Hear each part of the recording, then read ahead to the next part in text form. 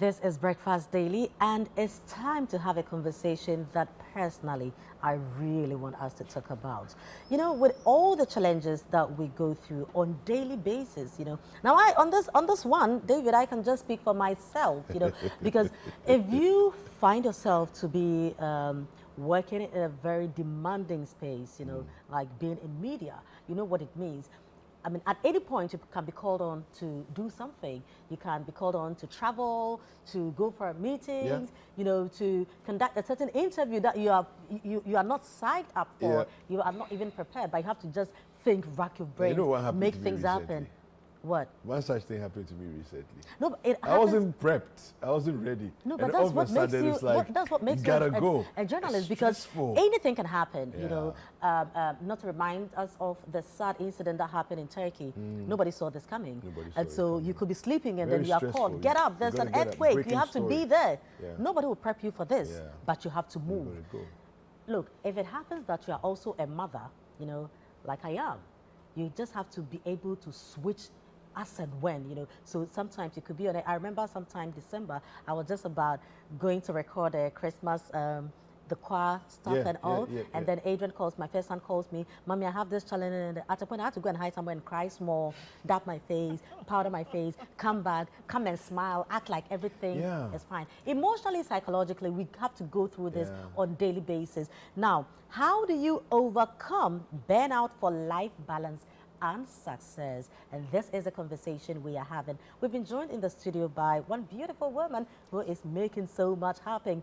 She is going to let us know how we can also handle this, how we can balance things and keep the smiles, the red lipstick, be on our heels, and the guys lace up their shoes, be in their jackets, and make things happen. We have Gifty Enright. She's an author, a public speaker, coach, women in the workplace experts. Now, that's the part that I love most. Hi, Gifty. Hello. Thanks for having me. Anytime. Now, the difficulty is how to juggle all these at once. Yes. The modern career woman has to do so much, in 24 hours. Sometimes you realize that after 24 hours, you wish you had 2 extra hours, but we are done. And that is the time we all have.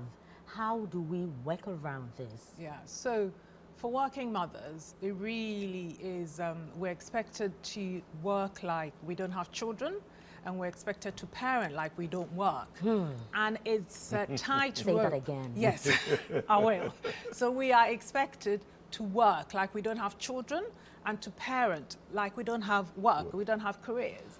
And it really is a very tight rope for us to walk. And I mean, I can identify it with your story, having to go and powder your nose or whatever when you got that call, because I've been there where I'm literally breastfeeding and having to go and express somewhere discreetly so nobody will see me, just to establish my milk. So as a working woman, we are more susceptible to burnout because we have several stakeholders. I mean, I suppose that's why in my book I called it Octopus on a Treadmill, because the mother is like an octopus with the 8 arms, and you don't even have the luxury of standing still. You're on a treadmill constantly, calls coming, children need you, husband needs you, boss needs you, mom needs you, right? And if you're not careful with all the plates that we spin, you will completely burn yourself out. So what is it that okay, so you've got all these things that you have going on. You have you're a working woman, you're a mother, you're probably also maybe involved in church, and then husband, your wife as well. With all of these,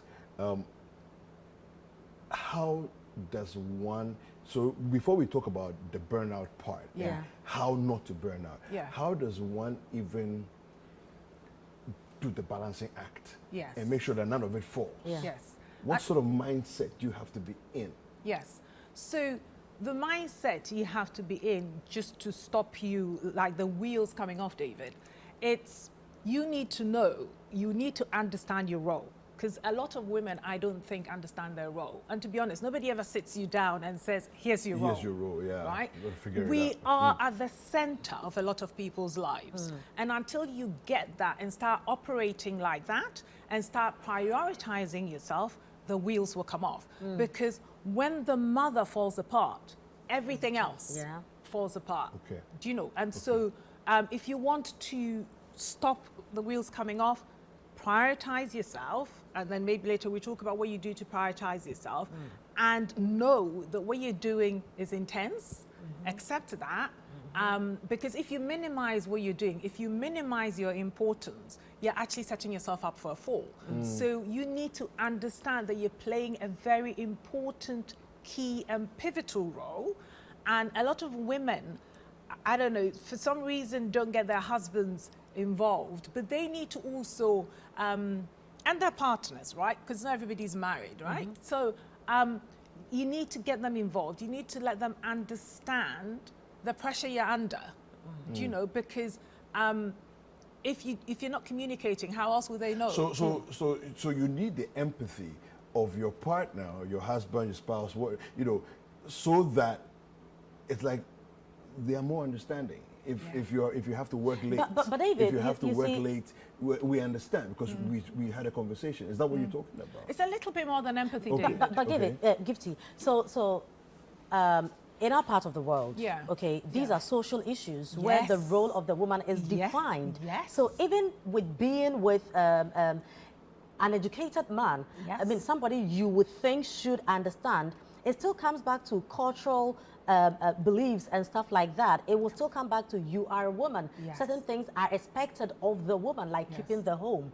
Regardless of where the guys are coming from, they will help. But generally, this is our belief. Would you say today's woman is taking on too much? Because we've come from a background where my mom was in a corporate world, but I saw her do a 9 to 5, you know, come home, take care of the children. But I feel I want more, you know, I want to be able to maybe one day be called a doctor, so and so, by going back to school, doing that, doing this.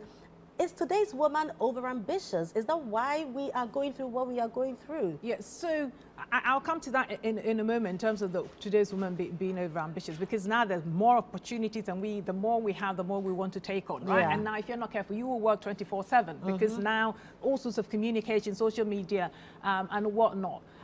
So there's more, yes, you're right, the pressure is more intense. But coming back to cultural norms, I completely understand the role of the woman, you know, is set for certain cultures and stuff like that. But at the end of the day, in a relationship, you have two individuals, and it's up to you to work on your communication, because I don't know a man who loves his wife or partner where if they really knew the woman was buckling under the pressure, they wouldn't step up. But a lot of the time we accept that is the status quo, right? And because of social pressure, we don't actually work on the communication. But I would say communication is the lever with which you can connect to the other party. But coming back to the women burning out and taking on too much and all that, this is where you have to get smart. The fact that you can doesn't mean you should. You should know your boundaries. You should know that only 24 hours in the day. You should know that your rest is just as important, because when you're tired, you haven't slept well, you snap at the kids, you snap at your husband. You can't be the supportive woman for your church and community that you need to be. And so it's you knowing your boundaries and knowing that the fact that you have to work 24/7 doesn't mean you should. And yes, sometimes there are emergencies, like you said, in the middle of the night, some tragedies happen, and you have to go and stand on set and report. Those are the exceptions. Those are not the norm. And so you shouldn't live to the exceptions. Your norm should be built in a sustainable way to support you. And then when the exceptions come, you can leap up and deal with that. How do we not burn out? Right. Practically. Yes. So how do we not burn out is actually understanding what's important. Now, London School of Economics did a study years ago now, showing the things that affect our sense of well-being, right? And the top one, believe it or not, because a lot of us were burning ourselves out because what are we chasing? The career, the money, status, whatever. What it turns out, what actually makes us, affects our well-being the most is our mental health. So that peace. Right? The second one is close personal relationships. So your friends and your family, right? The third one is your physical health. And the fourth one is income. But a lot of us, what do? We put the income first. hence the burnout. Because if you're prioritizing your peace of mind, it gives you resilience to be able to deal with the emergencies. If you have close personal relationships that are supportive, when you're on the verge of burnout, where you're feeling the stress and anxiety and moodiness and whatever, you have somebody to call, and you know, a problem shared is a problem halved, or whatever they say, right? But if you're busy working 24/7, not sustaining your friendships and your relationships, and nobody's seen you for however long, you can't then pick up the phone in the middle of the night and say, by the way. Do you know? So it's knowing what is important, maintaining those, and that's how you avoid the burnout. I like the 4 points you gave. Please run through them again. So mental health. Mental health is at the top. So me, I put that as peace of mind. Right? Peace of mind, right? The second one is your close personal relationships. The third one is your physical health, right? So if you're in ill health, it's hard to feel good in yourself if you're in pain, etc. And the fourth is income. Wow. Yeah. Wow. Now, you wrote a book, Octopus on a Treadmill. The picture of that in my mind sounds quite crazy. Because you see an octopus, right? Yes. And then it's on a treadmill. Yeah. And And trying those, to stay on the treadmill. Those hands are also moving by themselves. You know, they are moving, and the octopus. Frima gets that. She's a working mother. She knows exactly what. Exactly. Yeah, I mean, I appreciate it. You know, what inspired you? I'm sure you would say you went through all of this. I did. You know, and at what point did you say, you know what, I got to put this down on pen and paper? Yeah, the point is exactly when I found myself standing in the doctor's office with a printout of 14 symptoms, 14 things that were wrong with me. Wow. Right? And I thought, this is crazy. And I only went because my husband had had enough. And he pushed me because he was tired of my complaining. Today, that, tomorrow, right? And so I went, and those were the symptoms I'd been tracking. And when it comes to burnout, these things, they're not things that your leg is not hanging off, right? And so it's not seen as an emergency, but they're there, and they can be quite chronic, and they're there all the time, right? So it was when I found myself with those symptoms on a day-to-day basis, I thought something has got to give. I can't do this. And the pathway I was given was medication, and I would have been on there for the rest of my life. And I thought life is too short to be dealing with that and the side symptoms. I'm going to change my lifestyle. I'm going to live in a different way. So I went on a journey, researched, you know, lived a different way. And now that's why I'm on a mission to educate working mothers, because it doesn't have to get to the medical point. Leave the doctors alone to deal with trauma and accident and emergency. Right? But you know, sometimes you really want to have your peace of mind. You really want to follow the thing, but circumstances would not allow. In an instance like that, what do you do? Should you maybe, especially also when you have maybe a partner who will say that, look, you don't have to do so much. I think you're doing so much. You know, I think and feel that sometimes our partners also think that it's about the money. They sometimes forget that I also have personal fulfillments. I have dreams that I want to achieve, but they feel I can take care of you. I can do this for you. How do you, and that in itself also becomes some kind of trauma you have to deal with, you know. It's a big one of that, because now you even have to travel for work, and you are trying to find for weeks or for days, you are looking at how to even present the case at home. Right? How do you go? You have to do a business case to your partner. Exactly. You don't have to do a PowerPoint presentation. And why you have to do all that if you can't even send emails to follow this? How do you manage Exactly. You all have your these? pros and cons. Yes, And it's yes. But this is it. You have a right as a human being to your personal fulfillment. And you need to, so the women I coach, I actually explain their rights to them. Right? And once you understand your rights, you find a way to communicate to the relevant people in your life for them to understand your rights. Because otherwise, what is happening is exactly like you say, Fritman, I can look after you. You know, you don't have to go out and work. Why don't you just stay at home? But just staying at home, for some women, that's enough. Being a full-time mother, for some women, that's enough. for some it isn't, and we need to recognize that as well. Yeah. They need that extra part of their life as well. So, I mean, you can be a working stay-at-home mom, or you can go out to work. Either way is work, but just like how somebody's an artist and somebody's a singer and somebody's an accountant, whatever, Yeah. whatever, we're all different. And if you're an artist and you're there, I don't know, weaving baskets or whatever, maybe you want to draw. So there will always be that sense of disquiet. Yeah. Right? And you have to honor your soul, because that's your soul crying out Yes, to you yes. in terms of what it is you need to do. And like I said, I don't know any husband that loves his wife that if the wife says to you, listen, mate, this is my soul crying out to me to go out and do this. You need to help me. So just like how you are following your career, I haven't asked you to stop and come and sit at home. Same thing. I feel the same need to go out and achieve on top of what I'm doing here. And I think if you find that way to Gifty, where are you communicate- based? I'm based in the UK, but I do come home because I'm from here originally. My You mom know, is here. so in terms of the places we are coming from, Yeah. you know, it's and cultural setups and all. Yes. You know, certain places you can have this conversation. Yes. And understandably, your partner will go with that. But when it comes from a place like Ghana, you know, I'm an Ashanti woman. Yeah. You know, a place where the conversation even goes beyond you and your partner. Yes. It travels to in-laws. Yes. It travels to friends, you know, and where they make your partner even feel you are allowing too much. Yeah. And these people are part of our lives, whether we like it or not, because in this part, we believe that you just don't marry a woman, you just don't marry a man, you marry the family as Yep. well. Yep. You Yep. can't really cut people off like that. No. Okay, so you factor all these.